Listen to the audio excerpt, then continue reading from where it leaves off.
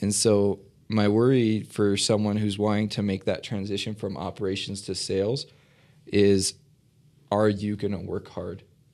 Like, are you dedicated to learning something new and to unlearning what you think you know about sales? Because my thing was, I thought sales was one thing, and then it took me at least a month or two to finally learn, no, I am actually helping people.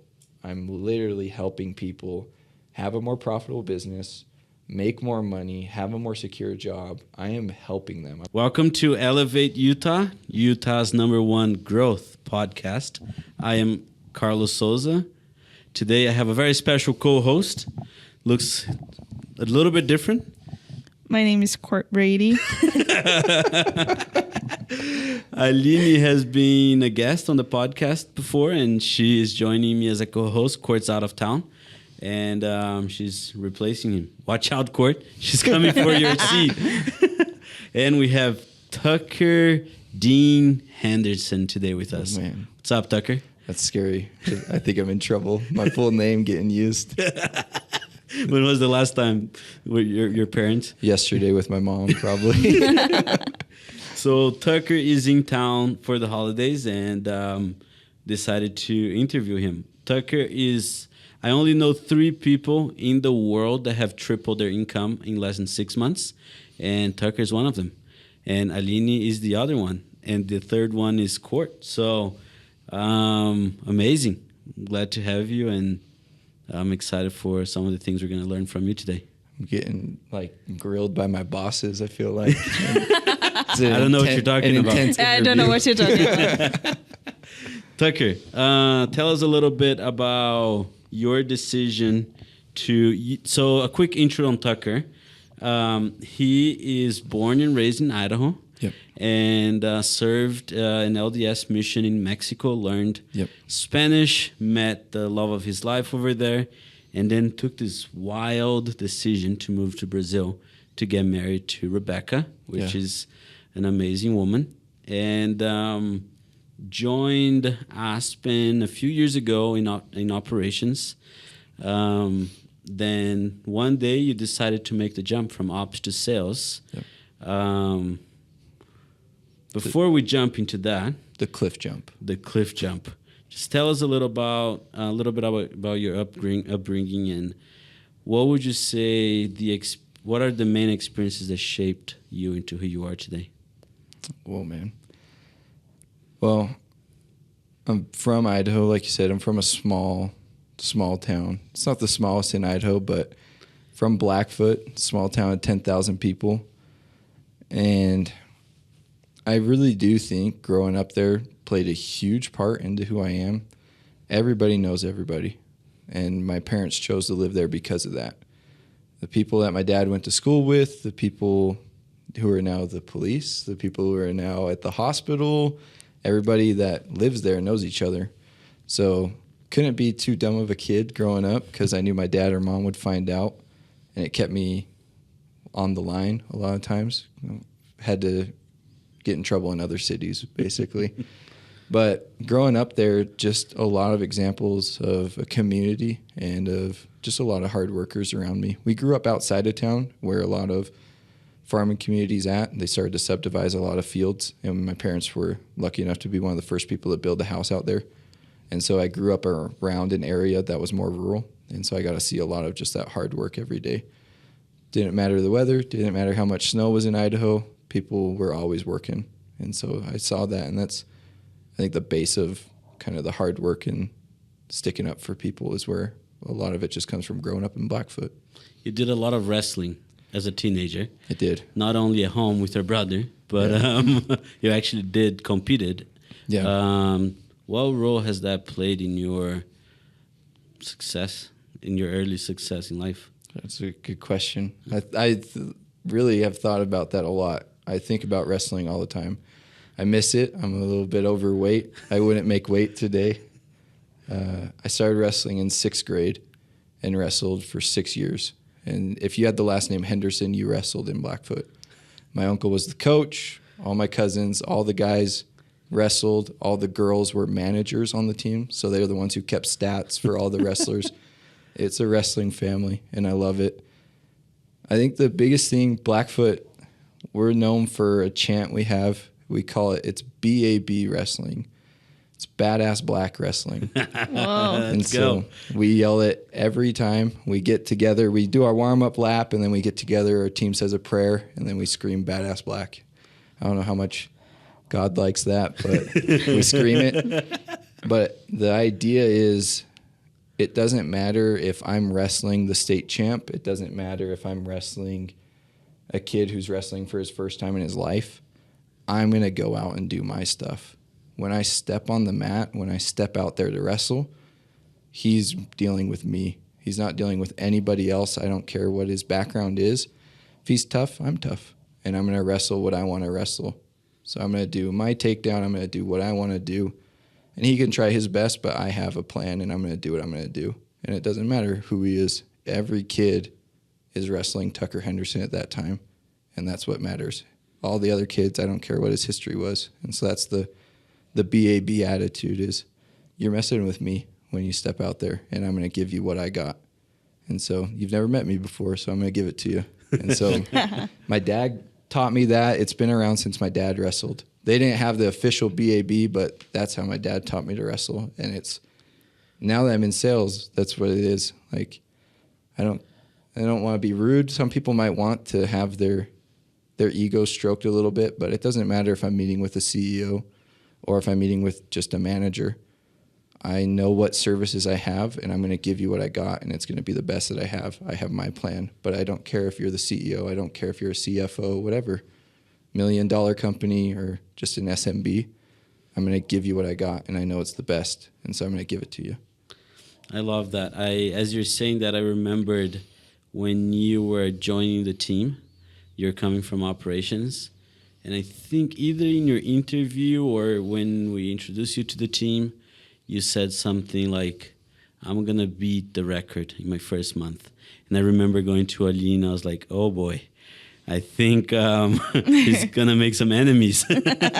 And I think that's the attitude. They were going to meet Tucker Henderson, and you're going to bring your best work. And I mean, that doesn't mean that you were a jerk to people around you, but you brought on your A game. Yeah. And yeah, it's never out like to get somebody. I'm not out for accolades. I'm not out for rewards, but I just want to, like, I think Nike's got shirts and things like that, the hardest worker in the room. Like, I just want to show who I am. And so when I saw the cold call record, I was like, I don't have a sequence set up yet, so if there's a time to do it, I'm going to do it right now. And I did. I don't want to ever do that again. But I did. And how long did you? 2 weeks. In your second week, you beat the record. I think it was my second week. Yeah, I think so. Second too. week, he beat the cold call record of the company, in our sales department. So It's huge. attaboy. It's huge. I remember you sharing that once with me. That I don't know if it was your mom or your dad that taught you that no matter where you are, you gotta be the hardest worker in the room. Yeah, both my parents, huge examples of that. It's just, why give anything less than the hardest that you can, the best that you can? And so I see it with my dad, a huge example of that, just hardest worker wherever he is. I worked with my dad for a couple of years at a state hospital in Idaho, in Blackfoot, and I saw that even though my dad was manager, didn't have to come out, interact with patients, didn't have to help with like any intense moments, any escalating behavior, anything like that. My dad was always first one there, first one to help out, first one to check on people afterwards. You okay? Do you need to take some time off? Do you need a break? My dad was always right there. And so just that example of work hard no matter what, no matter who you are. I want to dig in and dive a little bit deeper into that, because it's quite the cliche phrase to say, right? Like I'm the hardest working person in the room. And a lot of times it's not to do with, is it all full-on competition with the rest of the people in the room, or is it more of a competition with yourself? What does being the hardest working person in the room mean to you guys? Oh, that's deep. Do you want to go first? Go for it. I think it's a mix of both. right now, because I'm going to go back to wrestling. It's an individual sport, but it's also a team sport. So I want to win all of my matches. I want to pin everybody I wrestle. But at the same time, I want my team to win as much as possible, because it is still your team gets points depending on if you pin a kid, if you win by X amount of points, more than the other person, or if you beat the kid by 15 points more than what he has, you tech the kid.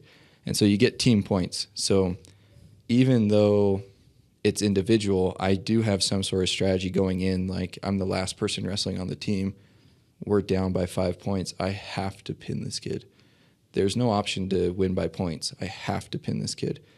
And so when it comes to the competitiveness now in our workplace, a lot of it's the individual. I want to set the record, so that way every day I go, hey, I made over 100 calls one day. Why am I struggling to make 50 today? I can make 100. I did it. So let's do it again. I could do more than that.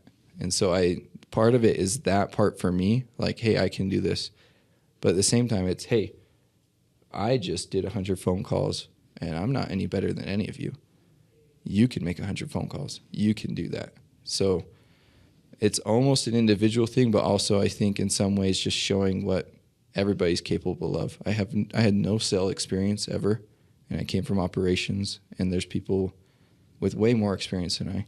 And so if I can make 100 calls and have some success, there are people who can make 100 calls and have a lot of success. And there's people who might have no success with that, but you can do it. So it's an individual thing, the individual competition. I don't ever really think I want to beat somebody else, especially at our team right now. I love my teammates. And so it's almost more of I want to drive myself to drive them. I can't really expect anything from them that I can't do myself. And so if I can do the 100 phone calls, I should expect everybody else can at least try to. You know. And I think people don't realize the impact. A rising tide raises all ships.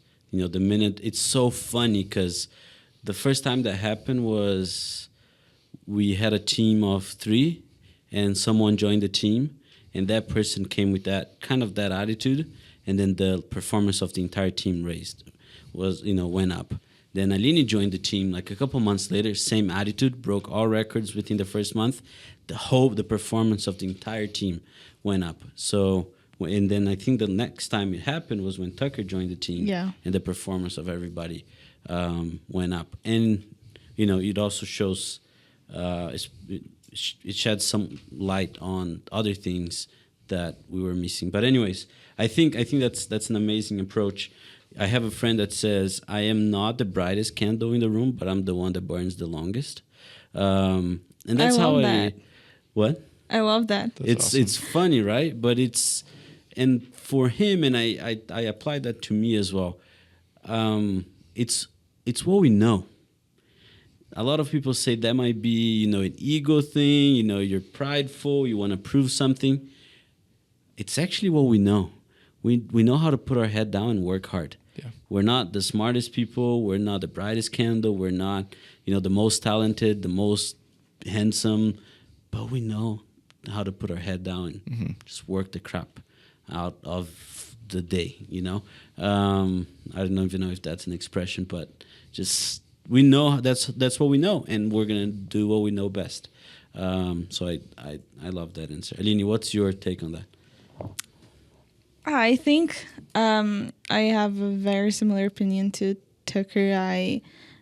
It was never about a competition with other people, but I know I'm not the most talented. I'm not the smartest. I'm not the prettiest or whatever, but I know I can put my head down and work and just deliver my best, and the outcomes will the results will eventually come. Even if I wasn't sure of it, or even if my skills were not the best and I was not really sharp on what I was doing, the best way to sharpen your skills is to put your head down and work and practice. So I think a lot of my success comes from that. I want to ask a question on that, because I know I've always had a chip on my shoulder, wanting to prove something to the world. and also to myself and to people around me, and other things. The circumstances that I was raised in as a young kid, and always there's just experiences in my life that create a chip on my shoulder. I know that Aline also has a lot of those, and it is for me a common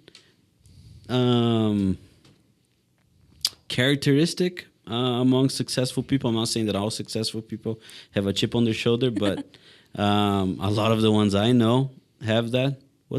Do you have one, and what's yours? Man, I don't know if I have a chip on my shoulder or something to prove to anybody. One thing that it just keeps me going, and that I don't want to cry on your podcast. Would I be the first person to cry? No, you won't. Go for it. So just go. My grandpa, he passed away from leukemia while you mentioned at the beginning I did a LDS service mission in Mexico, but because of COVID, finished my mission in California in Bakersfield, and got lucky/unlucky, and I called my dad just to talk to him on a Monday on our day off, and he was in the hospital with my grandpa, and my grandpa, something ended up happening where we're not sure if tumor moved to his brain or what it was, but he kind of lost function of speaking and wasn't really speaking well. But he somehow got out "I'm so proud of you, Tucker."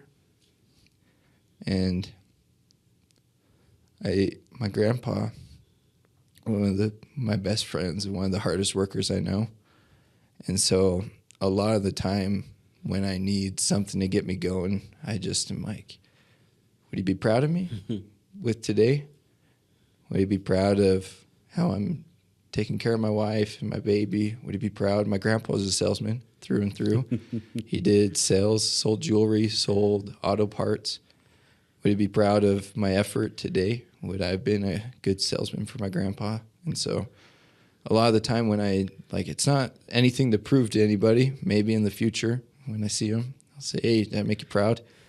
I know he'll always say yeah, but that's my drive, my motivation a lot of the time is the family factor, but I can still hear him because it wasn't his normal voice. It hit me pretty hard that he could get that somehow, and it's a lot of the time. When I moved to Brazil to get married, a lot of fear, but I could hear him a lot of the time. "So proud of you, so proud of you."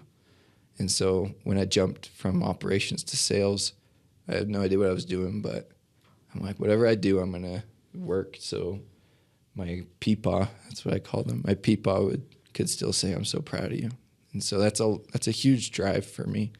Not a lot to prove. I had great people supporting me. My family always okay. Never really had parents always work hard. They probably had a lot to prove, a chip on their shoulder, and they always provided a lot for me. But just that, I want to make my family proud, and so I want to take care of them. I love that. And I think that's a great, honestly, that's a great drive. When I say so for some people that chip on their shoulder is something to prove. For other people is to turn their situation around. For other people is to, I don't know, fulfill a certain calling. Yeah. I remember, I just have this vivid memory where when my brother and I were kids, my dad would take us to work with him. And what my dad did for a living, he would clean swimming pools. And where we were raised, we're about like 30 minutes from this rich neighborhood in Brazil. And it's like it's a gated community, and just the richest people in our state live there. And I just remember just going there and just seeing, I would be cleaning their swimming pools, and kids my age would be swimming in them or playing with really nice toys. And I would be cleaning their pool with, at the age of 10 or 11 or 12. And I It's not a great feeling to have as a 10, 11-year-old, you know. But I'm so glad that my dad, you know, I would hate going to work with him. Like during the summer, my brother's here today. He's here in the room with us, and I'm looking at him. We would wake up so early, and it was so hot, and it was just the most uncomfortable thing to do. But I'm so grateful for those experiences. And it is one that continues. I don't want my kids to go through that. I also, it's not that I want them to be the other kids, but I just want them to provide a life for them that I both didn't have, and let's go and help the kids that were on my shoes when I was 10. Anyways, so it's definitely different for everyone, and I love yours. I think that's a perfect segue when you said that that's one of the reasons that when you moved to sales, like he was a salesman. So I was going to ask you that. Why did you want, so Tucker was you were in operations, and then you decided one day to apply for a sales role. You were the highest performing person in ops. You were next in line for a promotion to become a team lead or a manager. And then you decided to throw all of that out the window and start from scratch in sales. Why the heck would someone do that? You know, it was my second application when I finally got accepted. I told Alini this morning. Yeah, we were talking about it I actually forgot morning. that you had applied once. I applied once, and almost out of bitterness, I didn't apply again. And you know why you didn't get the first one? Because it was so hard to get me out of operations. Which it's something that we need to figure out how to, because you can easily demotivate high performance if you deny them opportunities because they're too good where they are. Yeah. Anyways, if I didn't know you two as people, if we didn't have kind of the friendship and the relationship where you guys have openly given me advice and have helped me before, I probably wouldn't have applied again. Because I was so. You guys have told me these things before. You guys have said, and the whole company says, Tucker, you've got all the records for most jobs delivered, fastest job delivered. You're the reason we have one of the most successful clients we have, one of the biggest clients. Operations wouldn't exist without you. Had just gotten a raise there. Then why don't you put me in sales? That thought literally came to me for 3 months while I waited for the next sales spot to open. And slowly I was like, I don't know if I'm even going to move. I don't even know if I'm going to stay in this company. I'm out of here. But I'm glad you didn't. I'm so glad you didn't. I'm glad I didn't. No, with the title of this episode, I'm glad I didn't. Yes. No, the motivation was thinking, I brought it up in that interview. I thought of my grandpa, and sales was scary to me because I come from, both my parents work in hospitals. My dad's a nurse, and my mom works in a lab and is one of the lab directors when it comes to equipment and technology they have. Really good jobs. A lot of work from them. Great degrees that they both had. And I was a CNA before I moved to Brazil. I was on track to thinking I want to be a nurse, just like my dad. Actually, the plan was to move to Brazil, get married, get a general's nursing degree online if I could, come back and become a nurse practitioner was kind of the whole idea. It's still something I love. I still love medicine and the idea of nursing. And I worked in psych, and so I love psychology and those things. Those things still interest me. But I thought of my grandpa. He had 6 kids, and my grandma cut hair, and it wasn't that wasn't the breadwinner. It was my grandpa doing sales. And I think of that family, and we're a tight-knit, close family. Maybe it's because we grew up in a tiny town and all I had for friends were my cousins. I know I love those guys, but I think of how successful my grandpa was in creating a family that has memories and is still close-knit. And even if he did sales and had those great communication skills and didn't have an amazing income, he still had a successful family. And so I'm young enough where I was like, I can jump into sales in a company that I know. I know everything about Aspen right now. I know what we do. So let me go to sales, and if I do good, I do good, and I could still provide for my family. If not, there's so many other opportunities still. But moving into sales has helped me find something that never really knew what I was good at. I like science, but I really like talking to people and helping people. And once I finally understood that sales was helping and not selling, is when I was like, hey, I actually really, really like sales. I love selling to people because it's just helping. It really is just helping. And we've taken that approach as a team, more of a consulting approach and helping and our customers and our partners rather than trying to push products. And that was what I didn't want to do. I did not want to push products, and I don't want to push anything on the people. I just want to help people. And so that motivation of my grandpa, he had a successful family. I thought I could make that move, and now I found something that I really like. And so I'm glad I finally did. I love it. So you moved to sales because of your grandpa's influence in your life. Yeah. And I'm not going to lie, I wanted a better income too. I love that. I really did. My wife and I have a lot of plans, right? She wants to open a school. She wants to have her own school. We want to have businesses. We want to invest in property, things like that. I wasn't going to be able to do that where I was. I knew that I wasn't going to be able to. And so I had a great manager that constantly told me, hey, you'll probably make a little bit more in sales than if you're a manager in operations. Shout out to Fernando. I love that guy so much. He did not need to do that ever. And I told both of you guys sneakily posted the SGR position while I was on vacation, my family visiting us. And so I took a week off, and he called me and said, hey, there's a position you need to apply. And he didn't need to do that at all.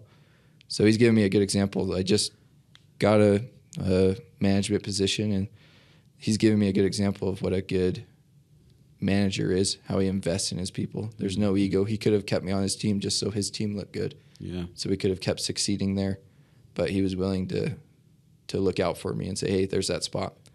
And so he let me know, you'll probably make a little bit more there. You should go there. Just a little bit. And I always thought, Aspen at the same time, if I wanted to switch back to operations, I don't think I would have had any issue switching back. And so I was going to take the risk, and it's never felt like a risk. Everybody's helped me feel really good there, and the success is coming for everybody there, so it's good.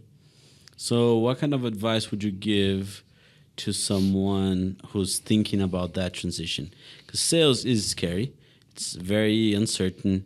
It's not stable. It's very fast-paced. Yeah. What are other challenges that come with sales? I think it's also not for everybody. Not everybody is willing to put themselves through the kind of discomfort that sales put yourself through. It's tell us a little bit more about that. Who's sales not for? That's tricky. I think people who do not like to communicate, but I have seen shy people be really successful in sales. So I think if you're not process oriented, I would say sales is not for you. If you're lazy, definitely not for you. I don't know what is out there that is for you if you're lazy. What else? That's a tricky question. But I know that it's not for all types of personalities, and it's not about being shy or not. It's something else. I wish I could point it out, but there is something there that it's not for everybody. But at the same time, if you're willing to put the effort, you will see the results. But you need to be willing to embrace a lot of discomfort, study and read a lot as well to sharpen your skills. I feel like anybody who is a hard enough worker can make sales happen. Like, I just personally think so? feel like... I would say so too. Because my worry is when you're talking to somebody who's thinking of, I want to leave operations to sales, I don't have that type of personality though. What personality? Like Aline said, we have someone who on the outside of sales and outside of work is a shyer person. He's a quieter person. He's not the person who walks in and owns the room. Like you always think of a salesperson, the person who owns the room, owns the conversation. I personally sometimes like to just sit back and listen. I'm not that person who wants to own the conversation, be the most popular guy. I just like listening to people a lot of time. And so my worry for someone who's wanting to make that transition from operations to sales is, are you going to work hard? Like, are you dedicated to learning something new and to unlearning what you think you know about sales? Because my thing was, I thought sales was one thing, and then it took me at least a month or two to finally learn, no, I am actually helping people. I'm literally helping people have a more profitable business, make more money, have a more secure job. I am helping them. You're not pushing something that they don't need. I'm not trying to get commission. I'm literally looking to help people, and then the commission's the benefit of me helping. And so if you're the quiet person, if you're a humble person, it doesn't mean you're not made out for sales. You know, you're the nerdy guy, the art kid. You're not the sports person from high school. You don't relate to anything I said about wrestling. Are you a hard worker? Like, are you willing to get on the phone and call people? Because if you are, and you have good trainers and coaches with you, you can become the ultimate salesperson. You can be a good salesperson. I think a lot of it is also discipline, right? As you're describing those things, I would say, well, anyone who has discipline can make it. That's what I wrote down here. I drew a Venn diagram, and I think one side you have introverts and the other side you have extroverts. And I've seen both being successful in sales, but the one where both meet and, you know, let's call that successful salesperson is two things. And I think everyone checks the first box. You need more money. Yeah. So if you don't need more money, sales is probably not for you. Because you need that drive. And second is the discipline. Day in, day out. It's raining. It's sunny. You're feeling crappy that day. You're feeling good.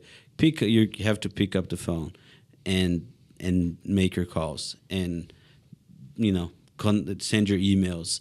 And go on that trip, go on that conference. You're at that conference. You don't feel like talking to people, but you go around talking to people. It's the ability to do the work day in and day out, regardless of how you're feeling. And I think that is one common characteristic among successful salespeople. But there are gifts that certain salespeople have. Yes, but absolutely. You can get it. Yes. If you're that disciplined and dedicated person, it will come to you. You will figure it out. Yes. So you can't, I feel like for new salespeople, I wanted to come in and do what Alini was doing and what Carlos was doing on day one. I wanted to close my deals. I wanted to do that. I wanted that stuff. As an SDR, I was scheduling for our one account executive at the time, and I'm like, I want that. I scheduled that. Give it to me. But I didn't have those skills yet. And I also wasn't that great with my cold calls, and people were scheduling a lot more than me. And I was frustrated because I did 100 calls in a day. I have the record. Why didn't I have the record for most demos? And so just because you're the hardest worker doesn't always mean you're going to have the most results.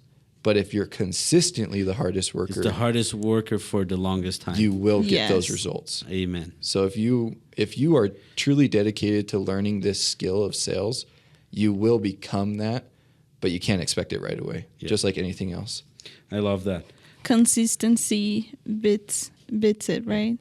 Yes. Especially if, like, we have new people come to the team all the time.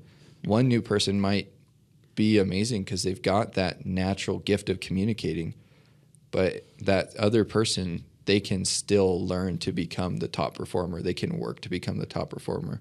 So comparison is the worst thing you can do starting in sales. Just compare you to yesterday and work.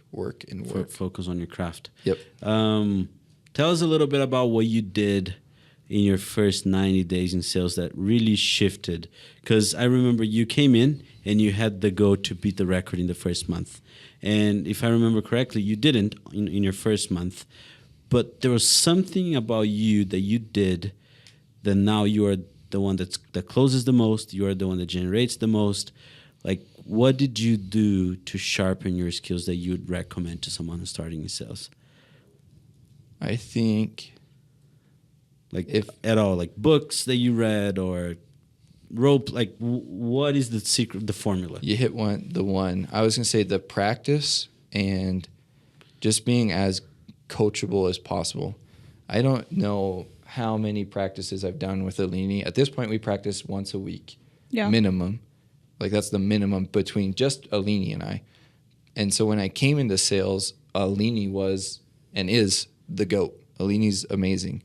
And so when it comes to... He actually replaced me on that title. I used to be... That's you now, brother. That's you. That's scary. But when I came in, Alini was the one who's scheduling all the demos. And another one of our coworkers, Thiago and Alex, they were the ones who, when I role-played with Alini would say, Alex knows how to keep people on the phone, how to have good conversations with them. Thiago knows how to schedule. So I'm going to spend time with these guys. Like... My first little bit, I did what would look like number-wise kind of the minimum. We only needed to make X amount of phone calls a day. I made those phone calls, but then I spent as much time as possible shadowing these people. What questions do they ask? How are they keeping people on the phone? What are they doing to get that demo scheduled? And then when it came to finally conducting demos, okay, how are they finding a pain? Like what question is making that person pause and give an actual thoughtful response and not a yes or no question. And I would rewatch a lot of our videos and phone calls now that we have that software. I would rewatch and look for those questions and then either adapt it to sound more like myself or literally copy and paste that question. I'm like, that was an amazing question. I'm going to put that somewhere on my notes and know that that's a question I can use. And I have a few notes on my computer. I have an objections one where I keep track of all the objections that people have given me and keep track of. But I also have good questions, and it's literally just labeled good questions. And there's no really like thought out process to them of how they're organized. I've literally copy and pasted good questions I've heard from people or that I've thought of. Like, I think this will be a good question, and I try it in a role play. So spending time with people who are successful is going to be the most valuable thing for you while you're learning. And then practicing and replicating what they do, but to the point that it's yours. I don't want to be Alini. Like I said at the beginning, I am Tucker Henderson. You're going to get me. You're going to get my BAB wrestling. You're going to get my demo. It's not going to be Alini's demo. It's not going to be Carlos's demo. We all approach very differently in the way we sell. But it's successful across the board. But because it's us. When I watch your demos, I can tell it's Carlos. It's not Alini. It's not Court. It's not anybody else. When I watch Alini's demos have a feel. I could read transcripts and know Alini did that because the questions, because the icebreaker, things like that. So there are some things that are replicable, but you also make it sound like make it yours. Because if you don't, it comes across so easily. You can tell, like, connect. That's weird. People. That didn't come off that didn't come out of that person's mouth the right way. They don't say those words. Yeah. So just replicating as much as you can, but making it yourself still. You don't need to say word for word, but what's the point of the question they're asking? Or how did they ask it? What was the purpose of their question? And then what words do you naturally use can make that same sentence and get the same outcome? I love that. And we usually call that the bones and the tissues and the muscles, right, in sales. Yeah. You need the bones, which usually the entire team uses the same bones, which is the value proposition, the certain power statements, some parts of the pitch. Everyone needs to be on the same boat when it comes to that. Mm-hmm. But everyone needs to add their tissues and the muscles to make it natural, to make it organic for the viewer, for the potential customer. I love what you said. So you spend time. So for those that are listening, pay attention to this. If you want to be successful in sales, spend time with the best, role play, just consistently, daily, weekly, with everyone around you. Really put yourself, look like an idiot, right? Like when you role play, you look like an idiot. You expose yourself, your weaknesses, but I believe that nothing will do more for your skills than that. And one thing you said that everyone hates is to watch yourself. Yeah. Just go back and watch yourself. You want to improve your pitch? Record your cold calls and then go back and listen to them. Yeah. Oh my gosh. So uncomfortable. It's so uncomfortable. It's awful, but you really, like, when I still need to improve a lot, with the way that we record the podcast. But I remember with our first episodes, I went back and watched them because I want to be better. And I was like, oh my gosh, why was I sitting that way? Why did I ask that question? Why was I? So you really pay attention to yourself, and then it's the ability to step out of yourself and like look yourself through, somebody else's eyes and shoes and make those adjustments. So those three things are the key to a success early on in sales, right? Can I say something about role play? Yes. Because before Tucker joined our team, I think we did one weekly role play, and that was the only time that our department would do role plays. I think after you joined, then suddenly we had this culture of role playing multiple times a week. And looking back at our numbers and our conversion rates, I can see that made a huge difference. And I could not point it out what moment it actually happened that role play became a thing. And it should have become a thing earlier than that, because it only, like, our skills, our scripts, everything else is so much more it's better structured now than it was back then. And I think a lot of that, it's because we started role playing. We realized what was working and what was not. And I think it was at that moment that you started doing those things. I think it influenced everybody. And yes. Today, everyone that's is that's culture, exactly. And today, I think everybody's role playing at least twice a week, the bare minimum. Yeah. And I couldn't agree more on that. Honestly, if you want to be a successful salesperson, role play. If you want to be a successful sales leader, get your people to role play. Sure. It's uncomfortable. People are gonna find a way to escape.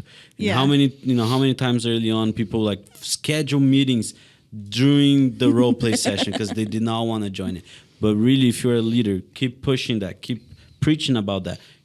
Be there. Show the example, right? Role play with your team, and eventually, because it's awkward, we know how awkward role plays are. Yeah. But over time, it gets better, and as you said, like the whole skill set of the team improves. Everyone just becomes more natural. You're not as afraid to show your weaknesses anymore. It just becomes part of the of who the team is, right? So if you're a salesperson, make yourself, like, don't be afraid to look like an idiot. Just go and role play with yourself. I still do that today. I had someone recently reach out to me and say, hey, have you taken public speaking courses? And I actually think I'm a terrible public speaker. But this person came to me and said, you actually speak really well in public. Have you taken a course? And I'm like, no, but every time I'm going to speak in public, I role play in front of the mirror. Even if it's a demo or a company meeting, I put create bullet points and I role play I look like an idiot. If you walk by my office, you see me there speaking to myself. But I'd never thought someone would have thought that I know how to speak in public, but it's honestly because of role play. And it's okay to look like an idiot sometimes, right? Yes. It's okay. We've been, the team's been reading Never Split the Difference, and he talks a lot about labeling and mirroring. And Alini and I feel like it is the weirdest thing ever to mirror somebody and just repeat back words that they just said, or it sounds like, it looks like, it feels like those labeling phrases were so weird at the beginning when we first started going through this. Today I was having a conversation with my wife in Portuguese, and I used phrases. Don't tell me that you did that with her. My days. I was using I hope phrases. she doesn't listen to this. She'll listen, and then I'm going to be embarrassed. I'll be like you, like, oh, I couldn't. Why am I sitting like that? But I started repeating things back because I realized I didn't really understand all that she was saying. Like, she was saying, we want to come back and visit everybody again next weekend. And she's like, oh, we should get an Airbnb. I was like, an Airbnb? And I was like, oh, I'm doing it. I'm doing it naturally, and it's weird. And it's working. But it did. She's like, yeah, we should get an Airbnb near Salt Lake so we can visit everybody again. And I'm like, so we can visit everybody again? Yeah, Lini and Carlos and everybody. I'm like, oh, and it just like all made sense. And it's finally to the point where it's starting to feel natural. And I've even seen myself doing it now in role plays without thinking about it. But at first, it was the weirdest thing ever. I was like, what do you mean? This is so weird. You have a slow turnaround time. I just felt so dumb. Like, these guys probably think I don't know English, but I was born in Idaho. And so I feel like these guys could feel like I'm a dummy, but it helps so much to really practice. And then, unfortunately, you're going to start doing things in sales outside of sales. And then, you're going to embarrass yourself on a podcast that your wife's going to listen to. We can, I don't know, find a way for the editor to... delete that part. Say it was with my friend. Yes. No, I'm not getting a friend with an Airbnb with my friend. The editor can find a way to put what Tucker said with Alini's voice and make it look like Alini said it. Alini said it. I'm sure AB would. I'm sure my husband would be okay with it. What's that quote? Do you have that quote? I knew you would. He read my mind. So my brother sent me this the other day. Great men of ability started out as idiots before they learned, practiced, and became great. But your fear of being an idiot will keep you from learning, practicing, and eventually becoming great. So go ahead, be an idiot, and make mistakes. Free yourself from the fear of this by pursuing your ambitions and being willing to be an idiot. I freaking love that, and I honestly think it is one of the reasons why I can stand here and say, wow, my success. I just can't do that, but it just feels like it. When I look back and some of the things that happened and helped me get to where I am today has been because I don't care to look like an idiot and to make mistakes. So I love that. And role play is literally that. So when my brother sent me that, I thought, maybe he's just finding a polite way to call me an idiot. But it's one of the greatest quotes that I've read recently. And okay, you can adjust this if you are not very comfortable. Perfect, man. You good? It's good. Nice. I was going to say something about techniques in general. At the beginning, when you role play, it's very much uncomfortable and if it doesn't feel natural, and suddenly you're talking to your friends and you are using those things. Mirroring. Oh my goodness, how much do you use that? A lot now, and it's scary, but it's weird when you role play because the person knows what you're doing. Like Alini knows when we do our weekly role play, I'm trying to mirror and label better and trying to better my ice breaking and making a connection at the beginning. She knows those are things I'm working on. And so those are going to be the most uncomfortable parts for me because I also know that's where she's going to give me the most feedback. And so it's going to be hard to hear the feedback because I want to improve in these areas. But once you start doing it in an actual demo, the person's not paying attention to what techniques you're using for selling. They're paying attention to what you're saying. They're actually listening to you, not to give feedback like a manager or a coworker is, but they're actually listening to know what you're doing. So if you have fleshed out these techniques, they're going to sound weird when you're getting feedback and being critiqued by someone. But as long as you've practiced enough, they're going to be natural during a demo or whatever sales appointment you have. And the other person's not going to be like, I remember reading that book and it's labeling. He just labeled me. He's using mirroring. No, you're just having a conversation and you're using the right techniques to make you successful and to help that person. And they're not going to care because you're doing your job and doing it as best as you can. So it's weird at first, especially when you get the feedback from somebody. But outside of that, my wife will probably hear this and then she'll never care again. Like you mentioned me on the podcast and blah, blah, blah, but... You're using sales techniques no, with me? No, babe. I'm trying to understand you better. I'm trying to have a better conversation with you. I remember early on, I was young and probably... 19. I had a trainer that wanted to role play with me, and then inside of me, I just hated it, but I never really battled that. I just kind of, okay, let's do it. So we role played in the morning, and he threw in an objection, like a weird scenario. And I kind of stumbled, upon my words, tried again, was better.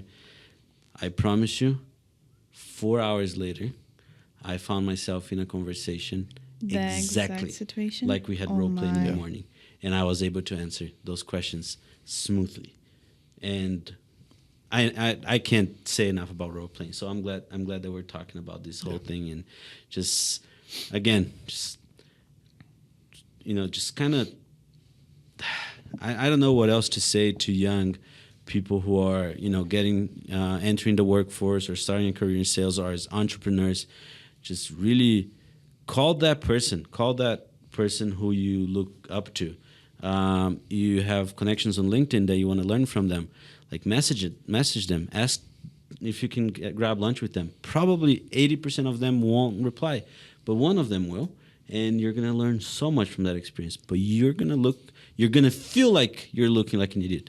But most people, 99% of people, won't even think about that way. Won't even care, won't even respond, or won't even think that you're needed. Just we have this weird fear of wanting to be perceived in a certain way, and that's keeping them from growing, from achieving their goals. Yeah. Tucker, so you said about those 3 things that help to have some early success in sales. Tell us about your the things that are as you go through right now. I was on a call with Aline the other day, and then I think we're going to have a call with a big bank. I'm not going to mention their name. And then I said, Aline, you probably want me on that call. And Aline, why? And I said, oh, because I'm the best closer. And then Aline, I'm sorry, Carlos, but Tucker is the best closer now. Oh, man. And I love that. So tell us about a little bit about closing, and that's a huge part of why you tripled your income in such a short period of time. How do you go about it? What are some tips? I think and it was awesome. We talked about it in our department meeting today, but I think clearly labeling next steps with people has been huge for me. I switched that up. So we like to have our demo. We like to have our demo presentation with them. And at the end, our next step with the person is trying to schedule an onboarding call to get them put into our system. That's our process. So whatever your next step is that you're working towards, I like to label out the other things. You have a contract you need to sign. Is there a follow-up call you need to do? Can I touch base with you at this time? Get some of your whatever next steps you want figured out prior to the call. So for us, it's always going to be, if we can, bring up our MSA agreement that we send out and our onboarding call. Those are 2 next steps that for me, if I can always bring up, they're solid, and I will always bring in my close. Then what's the other one that I feel out during the demo? Do I need to send referrals from our company? Do I need to touch base in 2 weeks? I try to limit it to 3. More than 3 next steps I feel like is overwhelming, at least for me. I'm like, that's way too many things. I can't keep track of that many things personally. And so the people we meet with are busy. Big banks, lots of executives, a lot of people with a lot on their agenda. So I try to limit it to, I have these 2 things. Here's what you need to do for me in these next steps as well. So it's review the MSA, or we have the next meeting. And then when I send my next email, those are the first things I label. And then pricing is below, because I know they want to see pricing and they want to review that again. So they always have to go past the next steps when they want to look at pricing and want to look at samples. They always have to go past the next steps to look at those things. Maybe it's annoying for them, but for me, I know that they at least see the highlighted MSA review, follow-up call, onboarding schedule. They'll see those 3 bullet points, and then the little details they might skip over after the second, third time going through that email. But next steps clearly outlined, and then after that, your follow-ups. They didn't answer when you wanted to do that follow-up call. Is it, when are you touching base again? Are you touching base every day? But for me, the consistency with my follow-ups and those next steps clearly being set up and saying, is that okay with you? Not just me inventing these and putting them on an email, but on the demo. Sounds like these are our next steps. I'm going to send you our MSA for review. I'm going to send over our pricing documentation at the bottom of this email. And you said earlier you'd like some contact information of some of our partners. I will include that in the email as well. can I touch base with you in 2 weeks? Is that enough time? They say yes. Okay, I'll include that on our email, and I will touch base with you in 2 weeks. Then my email will follow those exact same 4, will be labeled just like I mentioned them in the demo. So it's not just making them up after the demo. You can get away with that sometimes if you don't have enough time. But on your actual meeting, finding out next steps with that person is huge. Because then you both know where you're going. You both know what's happening next. If nobody knows, then that person is probably frustrated because he doesn't know what you're doing, and then he's just going to have a bad taste in his mouth with your company now because he has no idea what to do with you. But if you give him the next steps, like, hey, this is what you should expect from me, here's what I expect from you, as long as they're interested in your in what you have, then they'll follow those next steps, and you can follow theirs as well. And I was going to say, I think 90% of the time as I've labeled out these next steps, I've had successful deals where I've clearly said these are what they are on the demo and put them the same way in the email. When I've added something to the email that I missed in the demo, it's been messy. When I forget something in the email and I don't follow up properly, my deal's been messy and it's been hard to close. We have one that we've been struggling with for like 6 months, and I didn't have those next steps as clearly outlined as I do now. It was when I was first learning to close. And so one deal, still struggling to close, and it's because I didn't have those steps labeled. But they're interested. We're getting just enough from them to know that we haven't lost them yet. And it's frustrating. It's a lot of energy. But it's all because at the beginning I didn't have those next steps labeled out. Sorry, I cut you off, Lainey. No, I was gonna say the exact same thing. It's so simple. It sounds so simple, but when you don't outline next steps, the deal is probably gonna die because no one is clear on what the next thing is. And even if you are and you didn't make it clear, it's very unlikely that they are gonna close their business with you because it seems unorganized, right? Mm-hmm. One of the best quotes I've ever heard was, "A confused mind always says no." Yep. And when approaching cold calls, demos, that is my number one thing. How do I say less? How do I listen more? How do I become more clear? Because a confused mind, and it sounds like the next steps thing is a way to just add clarity and make things super simple for them, right? They don't have to spend any energy figuring out what they have to do. You've outlined for them. Just you're holding their hands through the finish line. It literally feels like that sometimes, like you are dragging this person along. But it's only when you know and they gave you that confirmation, like, yes, this is going to improve our process, that I'm dragging and doing that. Because it's like, hey, I outline it. I'm sending the MSA. You said you need to talk to your manager. I will follow up with you in a week about that conversation. So it's clearly on there. I'm doing this. You're doing this because you said you had to do this. And I will follow up with you. It keeps them accountable, and it keeps you on track with your deal. If you give them some sort of accountability, they're going to want ownership in that deal because it feels like it's theirs. They have something in that. It's their project now too. So they know, I'm sending you this MSA for your approval.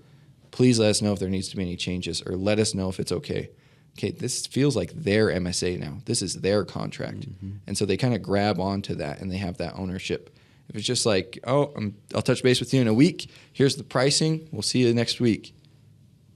Okay, cool. But if they have some ownership in the deal, they are more motivated to keep going. And so I've seen that with a lot of people. It feels like it's their project more than it is my deal. It's something they want. That's really smart. Can I add one thing to that, to the clarity on the next steps? Please.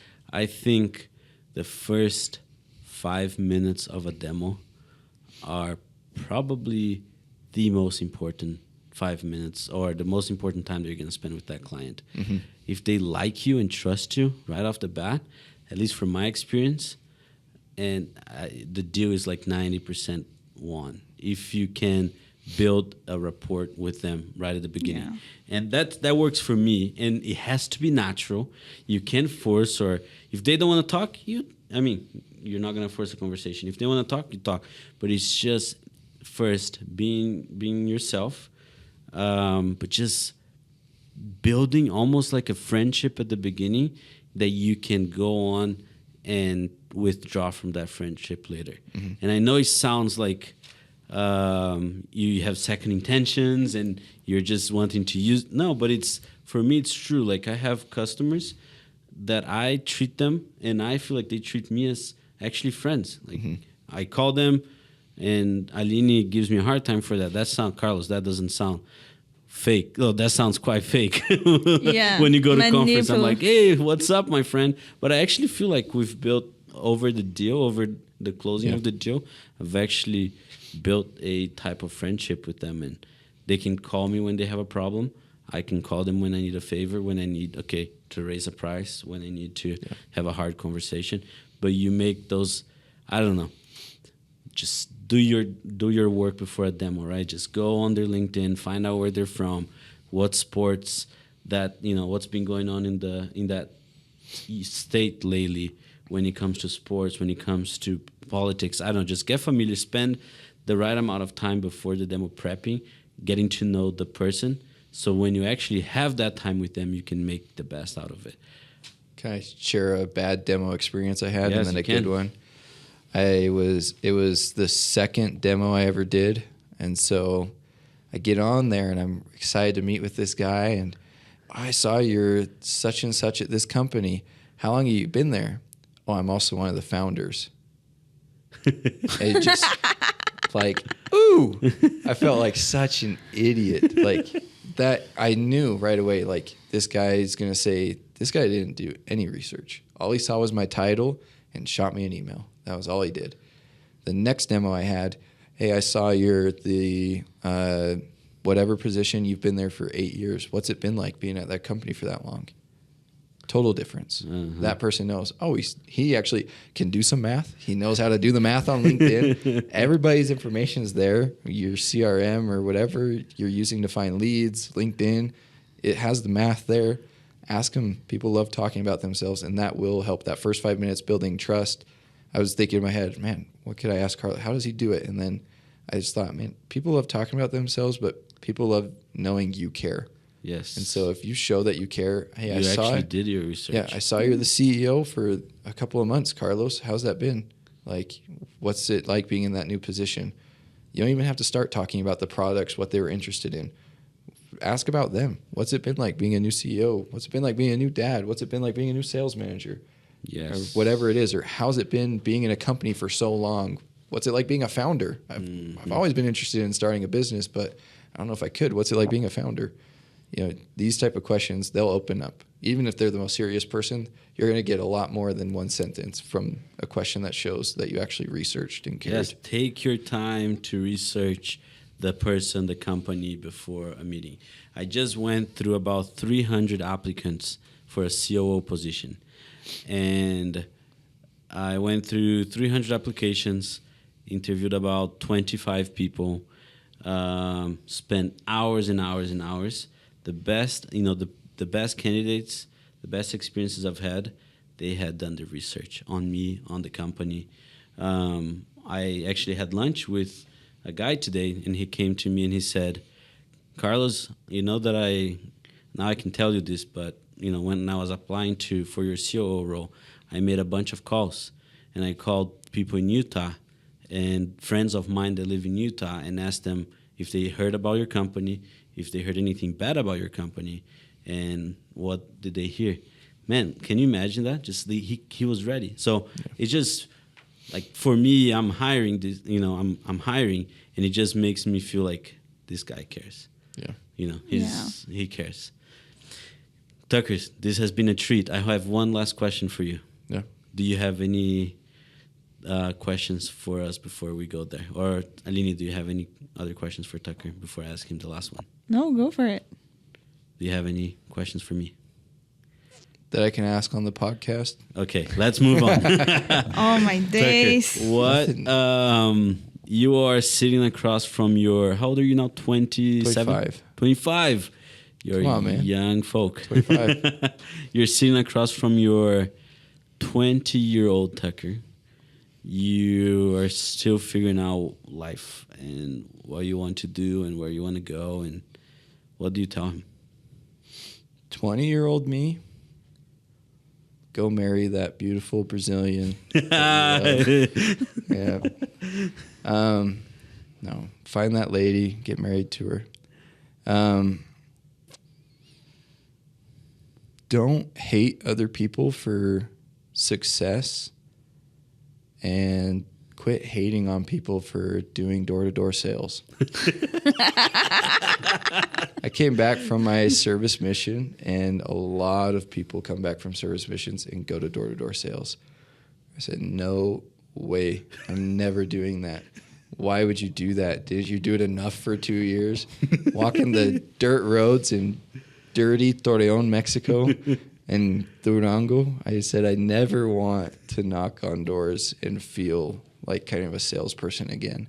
And that's the thing I mislearned about sales. Didn't get it. And so I tell 20-year-old me, I could have been a lot further along in the sales journey. I'm happy where I am. There's no regrets, but could have definitely had an easier start to some things. And so I would tell him, man, just, you don't get it. Go help people. You want to. That's what I wanted to do. That's why I came right back and started working at a hospital again. I just wanted to help people. And I literally thought the only way to do that is working in medicine, like I've seen my family do. It's the only way to help people. You're helping save lives. You're helping change people's lives. But just saving people's lives isn't the only thing. You're helping people have a more stable family. You're helping people have a more successful career. You're helping people in a lot of different ways. And so I just tell them to quit hating on people for other success, because I'd also seen a lot of people who didn't have success and was mad at other people who did. My brother did door-to-door sales in Bakersfield, California, selling solar panel. Didn't make a lot of money, but he found a wife. So that's our joke there. But there's so many people who do door-to-door sales and make a ton of money, and I just would think, like, God, it's cheap money. Like, you don't deserve that money. Like, you didn't work for that money. I'm totally wrong saying that. They're hard workers, but I was just, I think, jealous of success. And so don't be jealous of success just because they found something that they love doing and can help people and make money. Meanwhile, unfortunately, in the healthcare field, you love what you're doing, don't make a lot of money, and you're overworked. Find something where you can do all. Support your family, enjoy it, and support other people in their journey. And so I just tell him to make that jump a whole lot sooner if he could. And but I'm glad I'm where I am. I love that. Tucker, you are one of the few individuals that I know that their values align really well with their actions, and I look up to you, brother. Thanks for being here on the podcast. Thanks for example. Thanks for working so hard, and I can't wait to come across you at an airport 15 years from now and see how much you've built and the empire that the Henderson family has built. So I look up to you, brother. Thank you. Man. You don't have to wait 15 years. We'll be around. Thank you, man. That's a wrap. It's a wrap. So before we start, I have a gift for you, and this is bonus content. So editor, please put this at the end. I want to see you opening, and I want to see your reaction. Man. What do you think it is first? If I feel like it could be something Star Wars related. That small? Yeah. How? Like a Lego Star Wars or something. Maybe Lego. Interesting. I don't know. We were talking, the one thing I'd spend a lot of money on, Lego Star Wars. Okay. Let's see if you like that. Uh-oh. I hope you've seen... Oh, you can open. Yeah. I hope I've seen one. I hope you know what that is before you even have... A mini saber? Have you seen those? No, but this is awesome. All right, let's open it up. Oh my gosh. Come on, man. You're going to make me do this? This is bonus content. Only for the paid subscribers. Only for the OnlyFans. The OnlyFans, the Patreons. Oh man, I can't get underneath this. I don't have any fingernails. Got it. It's a hacksmith? What? So I can... Earlier today, Tucker was asking me, hey, Aline, what was that about when Carlos was asking me if I would get something in red or yellow? Oh, my God. I didn't even put that together. And I was like, I know nothing about that. She's like, I can't tell you about that. And I was like, oh, it's like, help develop the world's first lightsaber. I helped develop the world's first lightsaber. What? So that's like a pin. right? Can I take that off? You can take that off. It's yours. What? Let me see this. That's really cool, Carlos. How do I get this part off? It's a real life lightsaber.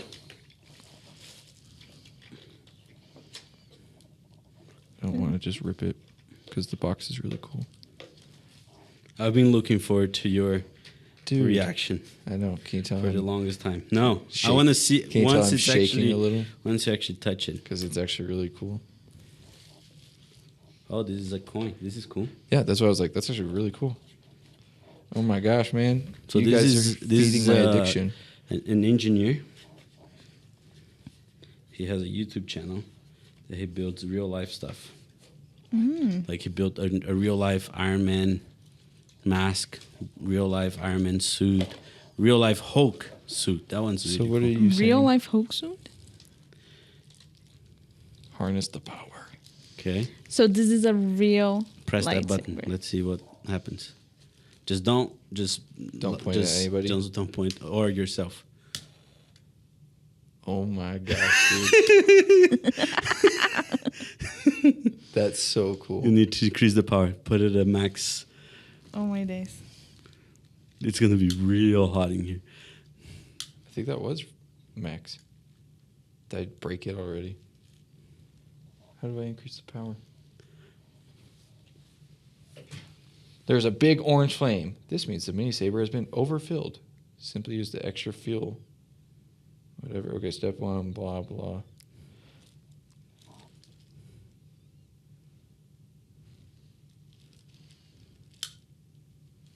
What? Dang it! I hope it works. It was really cool for the second that it worked. I know. Hold on. Can you see it? Yep. And This. Oh, there's a lock. It's actually Yeah, it cool. has a safety, basically. So I can give it to Stella. Oh yes, because it's a Stella toy. can, Stella can have the mini one, and I can have the full-size one from Disney World. So it says, flip the fuel canister and the mini saver upside down. Insert nozzle into... Oh, this is for refilling. Okay. Do I need to buy a new butane bottle already? Hope not.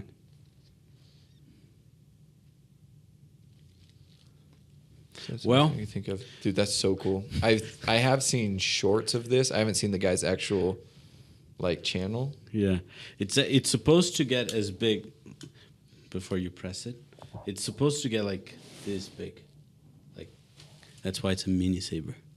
That's so cool, man. Thank you, Carlos. Well, I hope you figure out a way to fill it up. I'll figure it out. I'll buy one on Amazon, or I'll go somewhere to buy butane. Let me see. Where can I unscrew? I'll figure it out. All right, Nice. let's do this. So do I just do the rest of the podcast holding this in? Just like this. However you want me to.